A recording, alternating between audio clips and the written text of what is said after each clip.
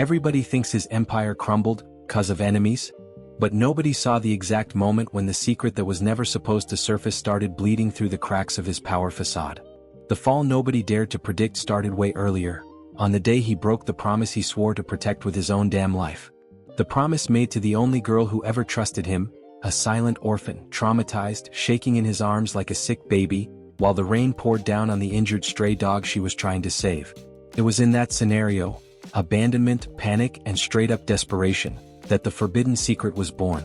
And everything collapsed when the judge's daughter discovered what he did that night. To save a child the whole world had already forgotten. The broken promise echoed inside him like a ghost, and the secret that was never meant to surface finally came to light, dragging with it a fall that nobody had the guts to predict. If you're into stories where protection turns into a death sentence, where every buried trauma comes back to the surface to collect blood, subscribe right now. 'Cause this story, The Secret That Was Never Meant to Surface, ain't just about a fall. It's about the brutal price of trying to save innocence while carrying broken promises that should have never resurfaced. Or if you'd rather, drop a like. 'Cause what's coming next involves guilt that eats you alive, love that hurts like hell, and a secret that dragged an entire empire into the abyss. And nobody's ready for this. This man wasn't just powerful, he was haunted.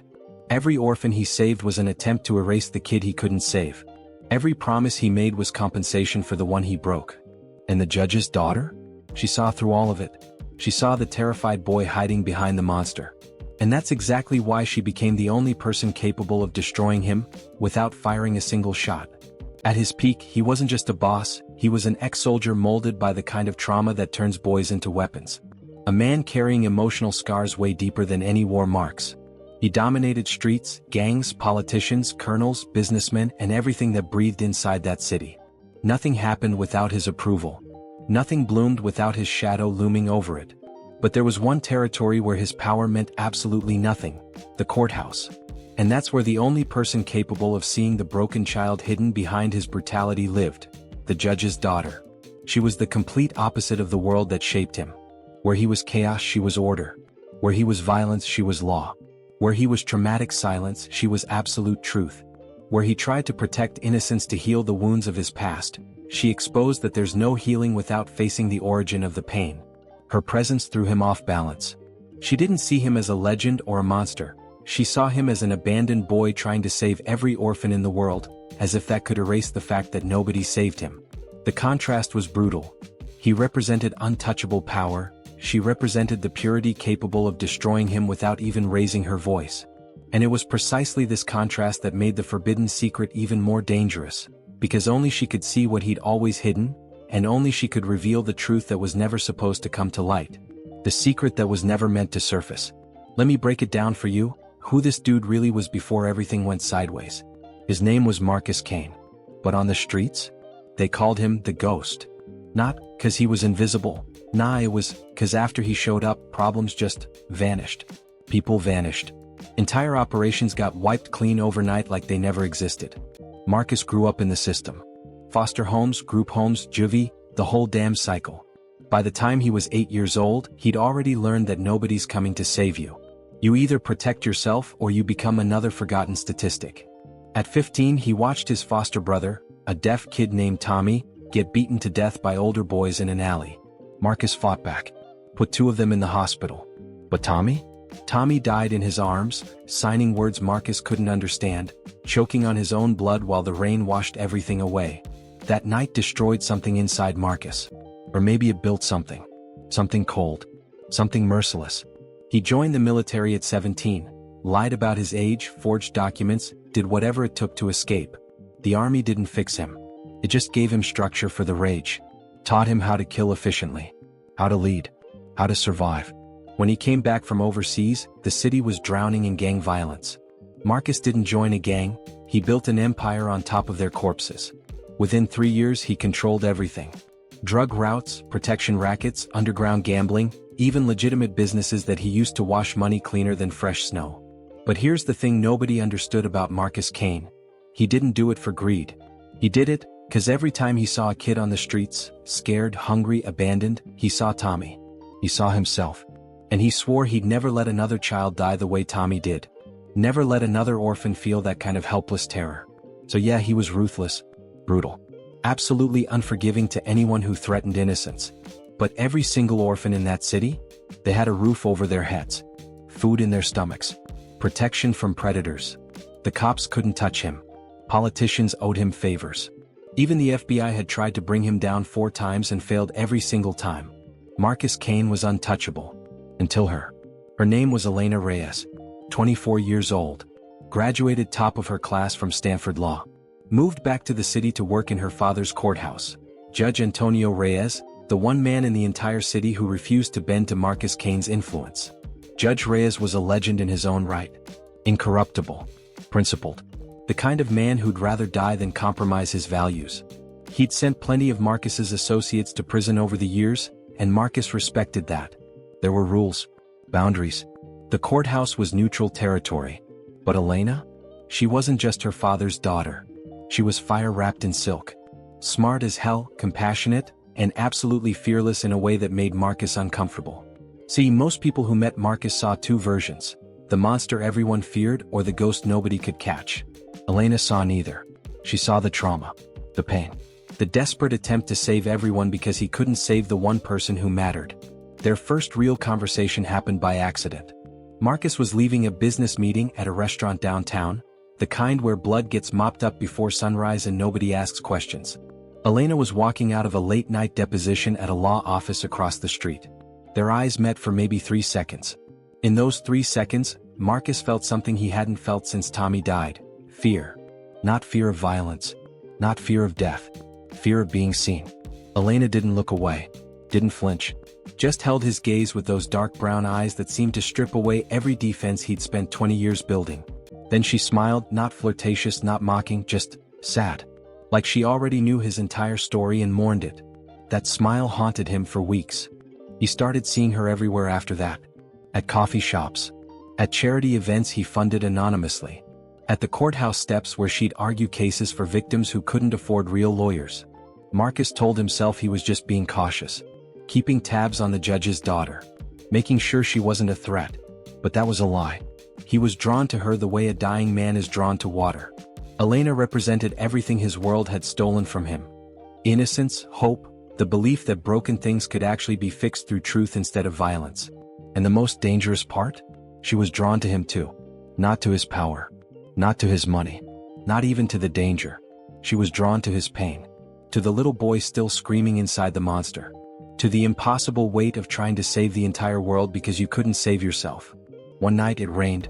Marcus was in an alley behind one of his clubs, handling a situation with a dealer who'd been skimming product. The kind of conversation that usually ended with a body in the river. And there she was. Elena Reyes, soaking wet, kneeling in the rain next to a dying stray dog that had been hit by a car. She was crying. Not dramatic sobs, quiet tears that cut deeper than screams.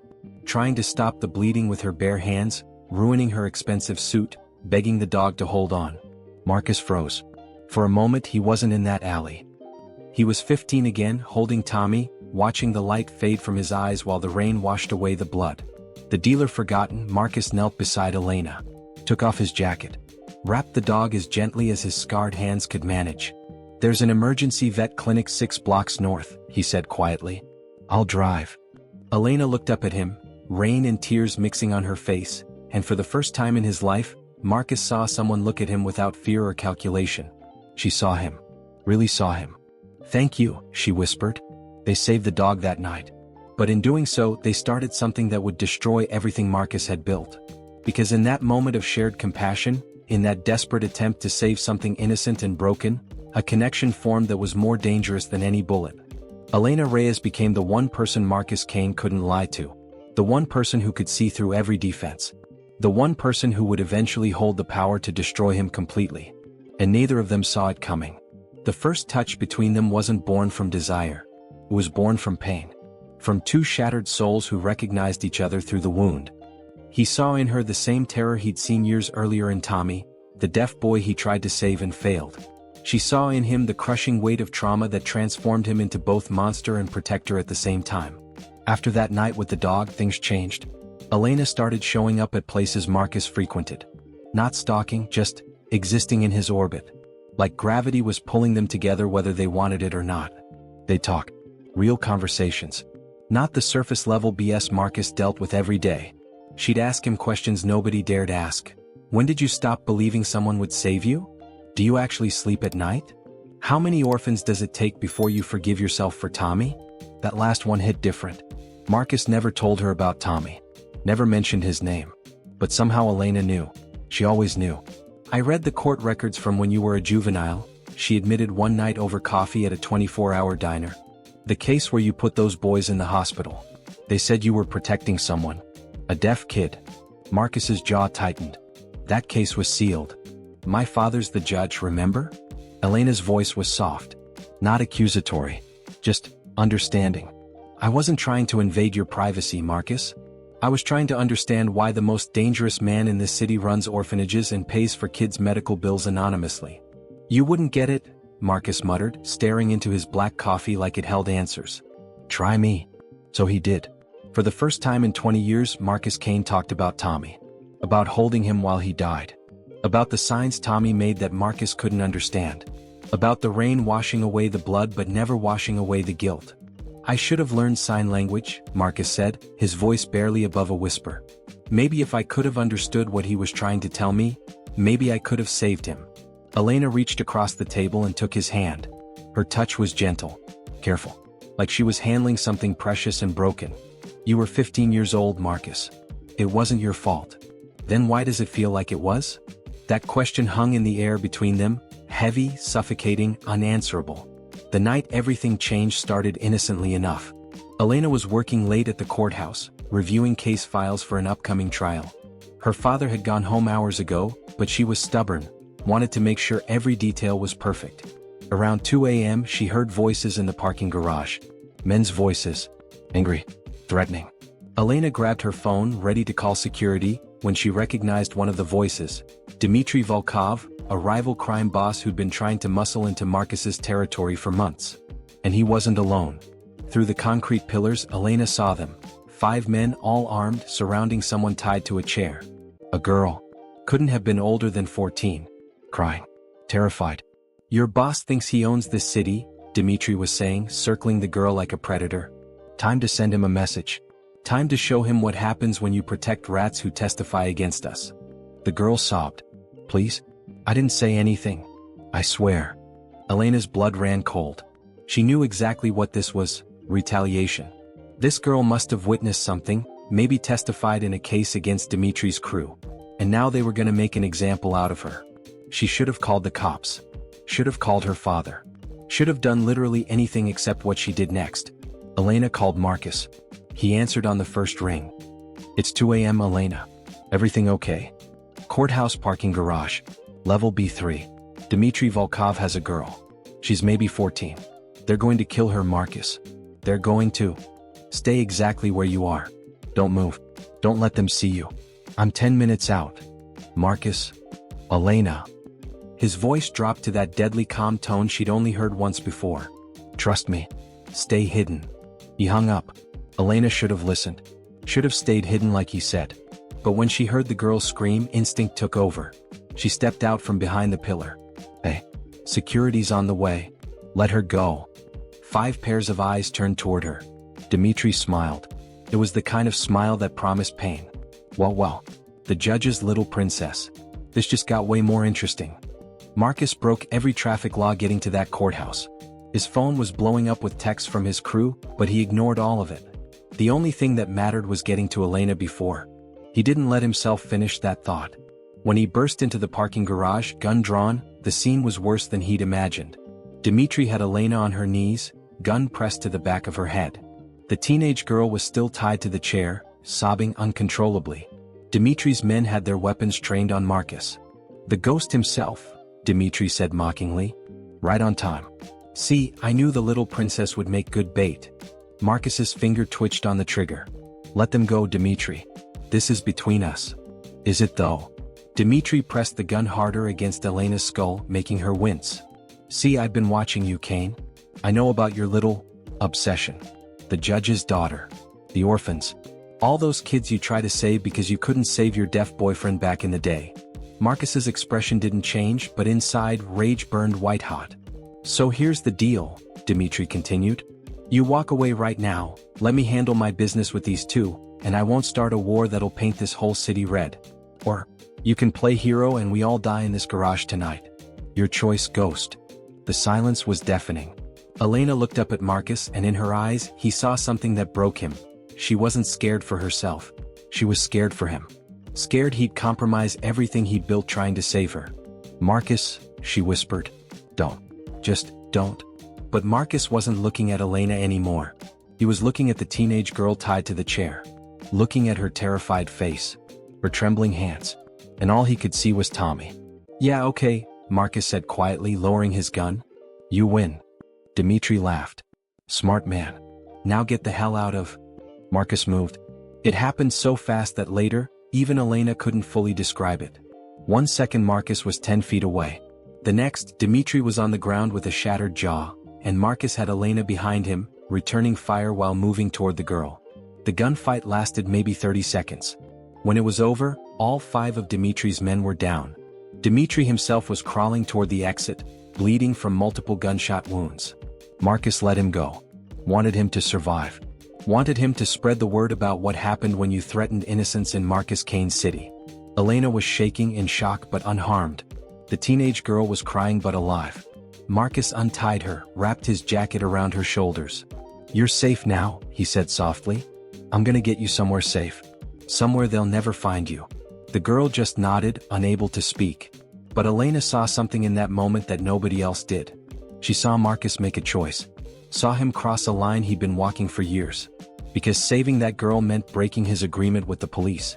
Meant hiding a witness. Meant committing a felony that could bring down his entire empire if anyone ever found out. And Elena, standing there in that blood-soaked garage, pulled out her phone. Not to call the cops.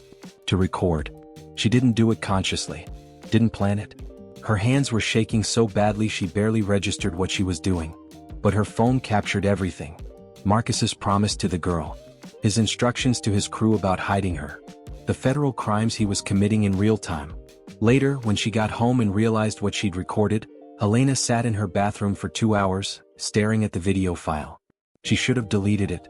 Should have pretended it never existed. Instead, she transferred it to a flash drive. Hid it in her desk drawer. Told herself it was just insurance. Just protection in case things went sideways. But deep down, Elena knew the truth. She'd just created the weapon that would eventually destroy the man who'd saved her life. The secret that was never meant to surface. Over the next 3 months, Marcus and Elena fell deeper into something neither of them could name. It wasn't romance, not really. It was something darker. More desperate. 2 damaged people clinging to each other like drowning victims, not realizing they were pulling each other under. They'd meet in secret. Late-night diners. Empty parking lots. Once, at 4 a.m., on the roof of an abandoned building where Marcus used to sleep when he was homeless as a kid. Why do you keep saving people, Marcus? Elena asked one night, her head resting on his shoulder as they watched the sunrise. 'Cause nobody saved me, he answered simply. 'Cause every kid I save is another chance to rewrite how my story should have ended. But you can't rewrite the past. I know. But I can damn sure try. Elena tilted her head to look at him. What if trying is what destroys you? Marcus met her eyes. Then I'll burn knowing I tried. That answer should have scared her. Should have made her realize how deep his trauma ran. How impossible it would be to save him from himself. Instead, it made her fall harder. Because Elena Reyes had her own demons. Her own guilt. Her father was so perfect, so incorruptible, that she'd spent her whole life trying to live up to an impossible standard. Never making mistakes. Never stepping out of line. Until Marcus. With him she could be flawed. Broken. Human. But every moment they spent together, that flash drive sat in her desk drawer like a ticking bomb. The evidence of his crimes. The proof of his vulnerability. The secret that could destroy everything. And when her father started asking questions, when Judge Reyes began investigating why witness testimonies kept disappearing, why key evidence kept vanishing from police custody, why Marcus Kane seemed untouchable even when they had him dead to rights, Elena knew the bomb was about to detonate. She just didn't know it would be her hand on the trigger. Tell me, who crossed the line first? Him, trying to protect the past he swore to bury even if it destroyed everything? Or her, carrying in her pocket the truth capable of killing his last chance at redemption? Drop your answer in the comments. 'Cause what happens next proves that sometimes the people we save are the ones who destroy us. The fall didn't come from enemies. It came from silence. 3 months after that night in the parking garage, Judge Antonio Reyes sat across from his daughter in their family kitchen. The same kitchen where she'd eaten breakfast as a little girl. Where he taught her about justice, integrity, and the weight of truth. "Elena," he said quietly, sliding a folder across the table. "I need you to tell me the truth." Elena's heart stopped. She knew that folder. Knew what was inside before she even opened it. Photos. Surveillance images. Her and Marcus. Meeting in secret. The parking garage. The coffee shop. The rooftop. "Dad, I can explain." "Can you?" Judge Reyes's voice wasn't angry. It was worse. It was disappointed. "Can you explain why my daughter, a lawyer who swore an oath to uphold the law, has been meeting secretly with the most dangerous criminal in this city? It's not what it looks like." "Then what is it, Elena?" "Because from where I'm sitting, it looks like you've been compromised. It looks like Marcus Kane has gotten to you the same way he's gotten to everyone else in this godforsaken city." "He's not like that." The words burst out before Elena could stop them. "Dad, you don't know him. You don't know what he's been through. What he's trying to." "I know exactly what he's trying to do." Judge Reyes stood up, his chair scraping against the floor. "He's trying to play God. Trying to save everyone because he couldn't save himself. And in the process he's breaking every law we have. Witness tampering. Obstruction of justice. Murder." Elena felt tears burning her eyes. Those orphans he protects, those kids would be dead without him. The system failed them. We failed them. So that makes him a hero? Her father's voice cracked. "Elena, I raised you better than this. I taught you that nobody is above the law. Not him. Not me. Not you." The silence that followed was crushing. "There's a federal investigation," Judge Reyes said finally. "The FBI has been building a RICO case against Kane for 2 years. They're close. Very close. And when they bring him down, anyone associated with him goes down too." Elena's blood ran cold. "What are you saying?" "I'm saying you need to decide right now what side you're on. Because if you have any information, any evidence, that could help this investigation, you have a legal and moral obligation to come forward." And there it was. The choice she'd been running from for 3 months. Elena thought about the flash drive in her desk. Thought about Marcus's voice on that recording, promising to hide a federal witness. Committing crimes that could put him away for life. She thought about Tommy. About the orphans.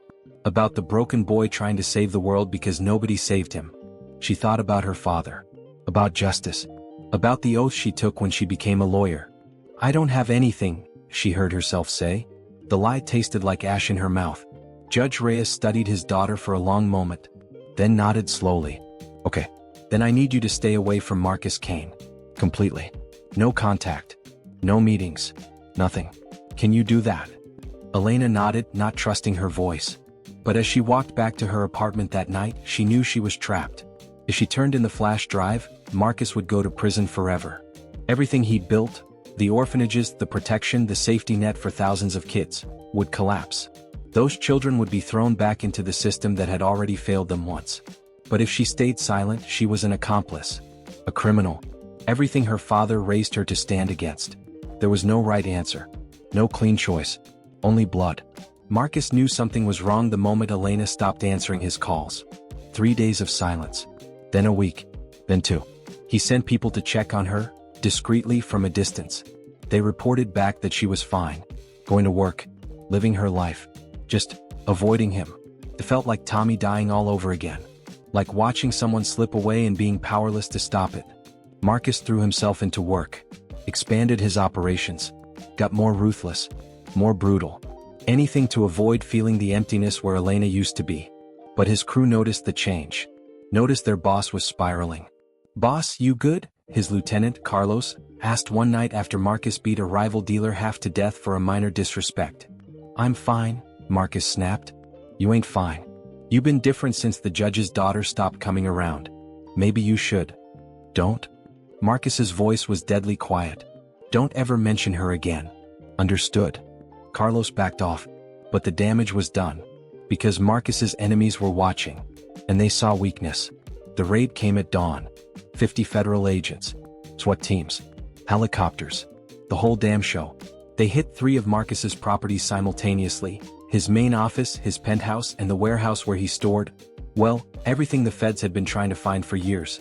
Marcus was at the warehouse when they breached. He could have run, could have fought, could have done a dozen things to escape. Instead, he just stood there, hands raised, watching his empire crumble in real time. Marcus Kane, the lead agent said, stepping forward with handcuffs.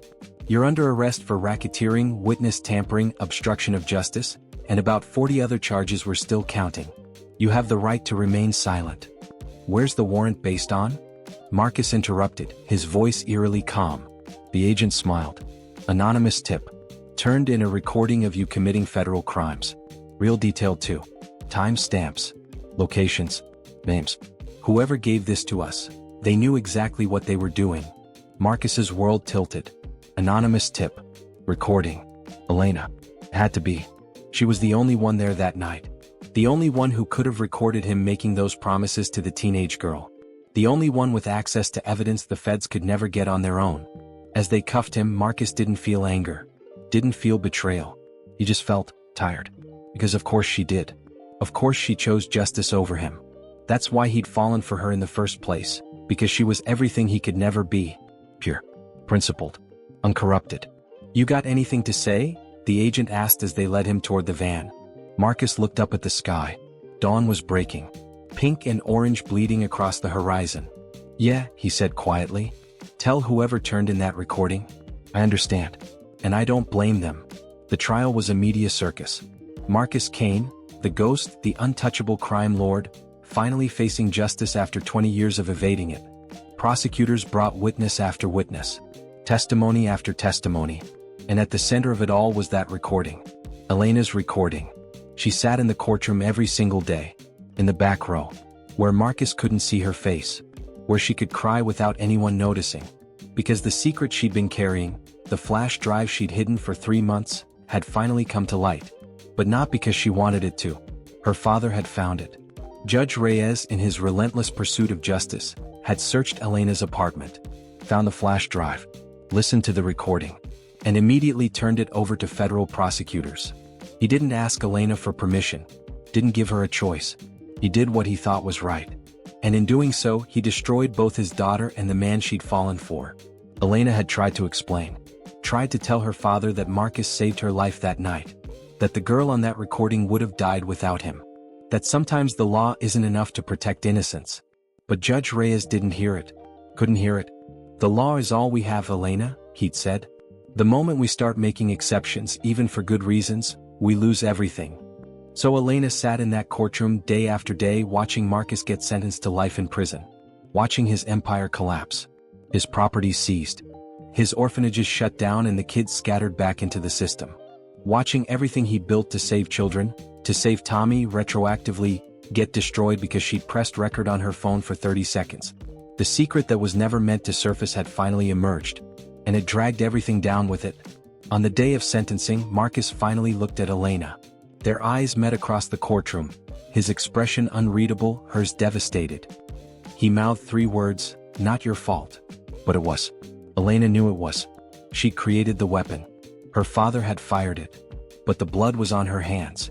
Marcus Kane, the judge announced, not her father, he'd recused himself. You are hereby sentenced to life in federal prison without the possibility of parole. The gavel came down. The ghost was gone. And Elena Reyes walked out of that courthouse knowing she'd saved the law, and destroyed the only person who'd ever truly seen her. The fall that nobody dared to predict had finally come. Not from enemies. Not from violence. Not from betrayal. From love. From trauma. From 2 broken people trying to save each other and drowning instead. The secret that was never meant to surface had cost Marcus everything. But it had cost Elena something worse. The knowledge that she'd become exactly what she'd always feared. Her father's daughter. Principled. Uncompromising. Willing to sacrifice anyone, even the people she loved, for justice. And that truth hurt more than any bullet ever could. 6 months after Marcus Kane's conviction, Elena Reyes quit her job at the courthouse. She couldn't do it anymore. Couldn't walk those halls where she'd once believed in justice. Couldn't look at her father without seeing the man who'd pulled the trigger on the weapon she'd created. Judge Antonio Reyes didn't understand. You did the right thing, Elena. You upheld the law. Did I? Elena's voice was hollow. Those orphanages Marcus ran? They're gone now. Shut down. Defunded. You know where those kids ended up, Dad? Back on the streets. Back in the system that already failed them once. Back in the exact hell Marcus spent 20 years trying to save them from. That's not our fault. We enforced the law. We destroyed the only person actually protecting them. Elena's composure finally cracked. Marcus wasn't perfect. He broke laws. He did terrible things. But those kids had food, had shelter, had someone who gave a damn whether they lived or died. And now they have nothing. Because justice mattered more than their lives. Judge Reyes's face hardened. You're letting emotion cloud your judgment. No, Dad. I'm finally seeing clearly. The law isn't always right. Justice isn't always just. And sometimes the monsters we lock away are the only ones keeping worse monsters at bay. She walked out that day and never came back. Elena tried to move on. Tried to convince herself she'd made the right choice. But every time she closed her eyes, she saw Marcus in that courtroom. Saw him mouth those 3 words, "Not your fault." Except it was. It absolutely was. She'd recorded him. She'd kept the evidence. She'd hidden it instead of destroying it. And even though her father was the one who turned it in, Elena had created the possibility. The secret that was never meant to surface had emerged because she'd allowed it to exist. One night, 3 months after quitting, Elena found herself standing outside the federal prison where Marcus was being held. Maximum security. 23-hour lockdown. No visitors except lawyers. She wasn't his lawyer. Had no legal right to see him. But she bribed a guard. Used money she'd saved.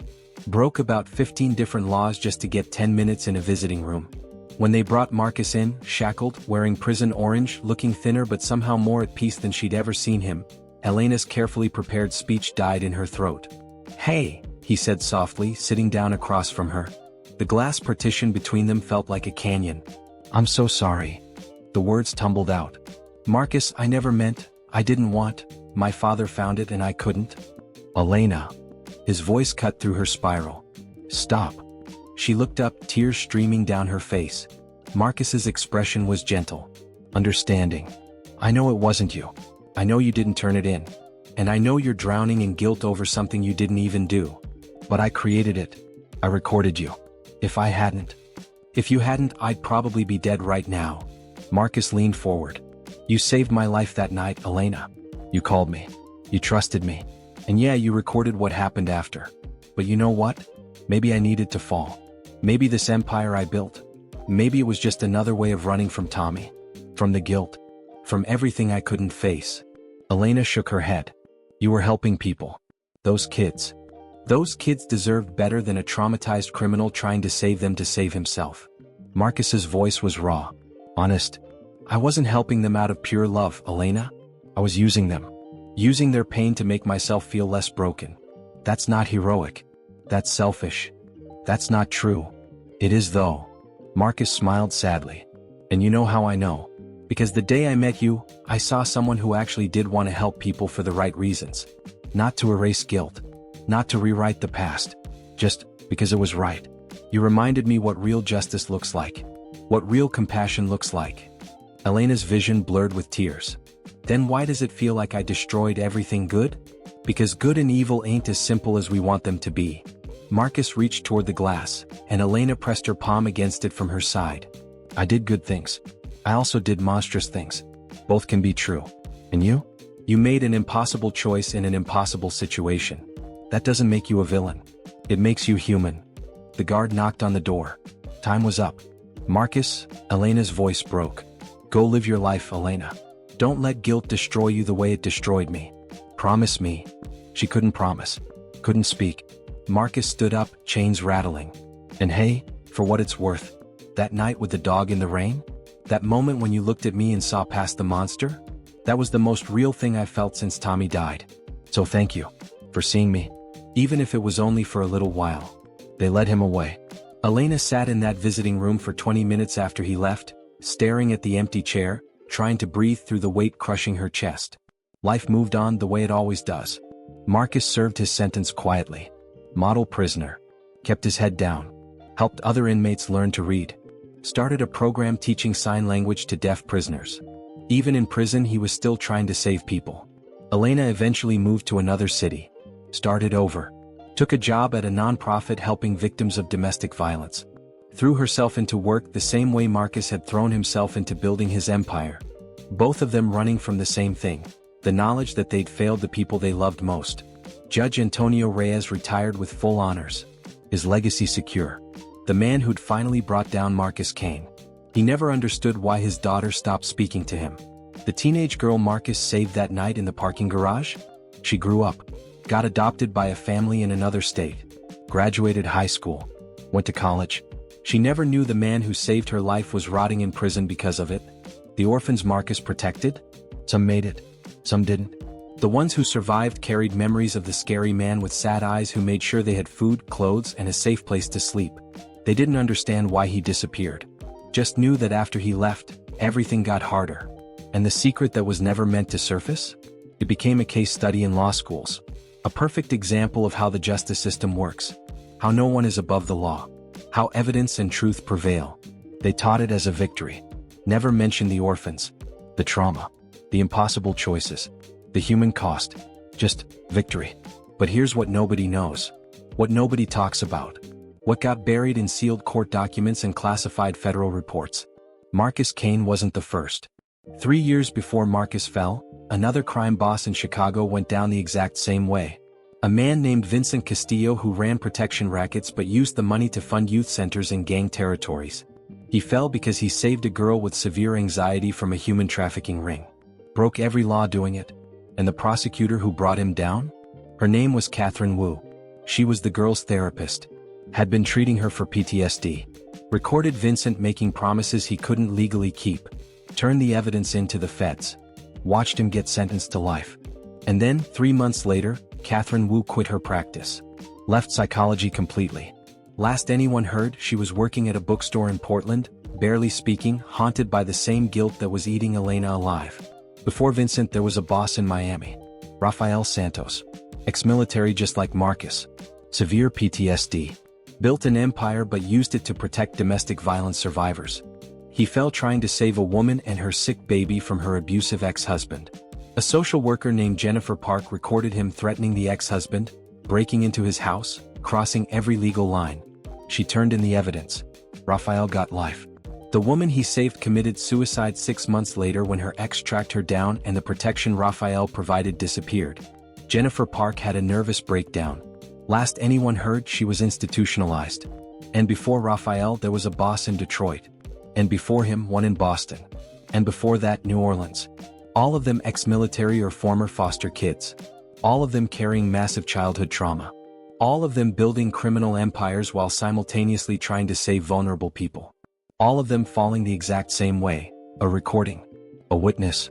A secret that was never meant to surface. And in every single case the person who turned them in was someone they'd saved. Someone they'd protected. Someone who saw the humanity behind the monster. And then had to choose between that humanity and the law. Every single one chose the law. Every single one was destroyed by guilt afterward. It's a pattern. A cycle. One that keeps repeating across cities, across decades, across hundreds of cases that never make it to the news because they're too complicated. Too messy. Too human. Men with trauma trying to save others to save themselves. Women with principles trying to uphold justice even when it costs everything. And secrets, dangerous, necessary, impossible secrets, that should have stayed buried but couldn't. The secret that was never meant to surface isn't just Marcus Kane's story. It's a plague. A curse. A cycle that's been repeating for decades. And the most terrifying part? Is still happening. Right now. In another city. Another crime boss with childhood trauma. Another woman who sees past the monster. Another recording being made. Another secret being born. Another fall nobody will see coming until it's too late. Elena found out about the pattern by accident. She was researching case law for her non-profit when she stumbled across Vincent Castillo's case. Then Rafael Santos's. Then the others. All the same. All connected by invisible threads of trauma, guilt, and impossible choices. She tried to find the other women. Catherine Wu. Jennifer Park. The others. Some were dead. Suicide mostly. Others had disappeared completely. The few she managed to contact refused to talk. Just hung up the phone the moment Elena mentioned the names. They knew. They all knew about the pattern. About the cycle. And they were all drowning in the same guilt that was killing Elena slowly day by day. One night, sitting in her apartment surrounded by case files, Elena made a decision. She was going to break the cycle. Somehow. Some way. She was going to find the next man destined to fall. The next woman destined to record him. The next secret destined to surface. And she was going to stop it. Not because she could save Marcus. Not because she could undo what she'd done. But because maybe, just maybe, she could prevent the next Elena Reyes from making the same impossible choice. From carrying the same unbearable guilt. From spending the rest of her life wondering if justice was worth the blood it cost. It was a long shot. Maybe an impossible one. But Elena had learned something from Marcus Kane. Sometimes you keep fighting not because you think you'll win, but because the alternative is giving up. And giving up means letting the trauma win. Letting the pattern continue. Letting more broken people destroy each other in the name of principles neither of them can truly live up to. So Elena started digging. Started researching. Started building a network of information on crime bosses with military backgrounds. On prosecutors and social workers and therapists who work with vulnerable populations. On cities where criminal empires overlap with surprising amounts of social service funding. Looking for the warning signs. The red flags. The beginning of the next cycle. And 3 weeks into her research she found something. A name. A city. A man. Alexander Cross. Former Marine. Severe PTSD. Recently took over criminal operations in New Orleans after the previous boss mysteriously died. Early reports suggested he was using protection money to fund programs for homeless veterans. Breaking laws left and right. But also, saving lives. Giving people second chances. Operating in that impossible gray area between monster and savior. And there was a woman. Dr. Sarah Mitchell. Veteran psychiatrist who specialized in trauma. Working in the same neighborhoods Cross controlled. Early signs suggested they'd met. That she'd seen past his reputation. That something was forming between them. The cycle was beginning again. Elena booked a flight to New Orleans that night. She didn't know what she'd do when she got there. Didn't have a plan. Didn't even know if she could actually prevent what was coming. But she had to try. Because the secret that was never meant to surface wasn't just about one man's fall. It was about a pattern that had destroyed dozens of people. A cycle that kept repeating because nobody saw it coming. Nobody connected the dots. Nobody realized that trauma plus justice equals destruction. Every single time. Elena was going to change that. Or die trying. But what Elena didn't know, what she couldn't possibly know, was that Alexander Cross and Sarah Mitchell's story was already darker than anything that came before. That the secret they were building wasn't just about saving innocent people. It was about something older. Something worse. Something that connected all the fallen bosses across decades and cities in ways nobody had ever imagined. And when that secret finally surfaced, it wouldn't just destroy 2 people. It would expose a truth so devastating that it would shake the foundation of justice itself. But that story, that nightmare, that revelation nobody's ready for, that's coming in the next one.